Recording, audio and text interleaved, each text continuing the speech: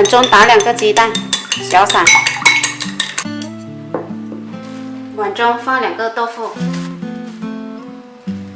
用勺子将豆腐压碎。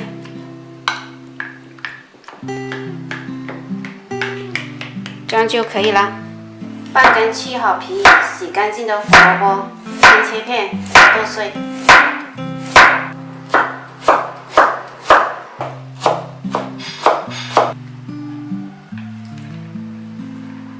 再切点葱花。喜欢吃辣椒的可以放点辣椒，放适量的盐，少许胡椒粉。先搅匀，倒入1勺生粉，2勺面粉，搅匀，搅至这样的稠度就可以了。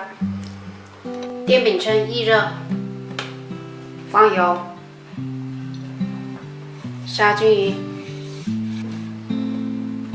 倒入半勺1个面糊。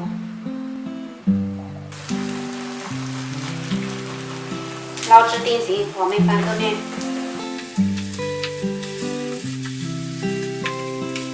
按压一下，盖上盖子，捞2分钟。时间到，我们再翻个面，再盖上盖子，继续捞2分钟。打开，哇，闻到很香的味道哦。再翻一下。整个过程大概烙了7、8分钟，像这样就可以出锅了。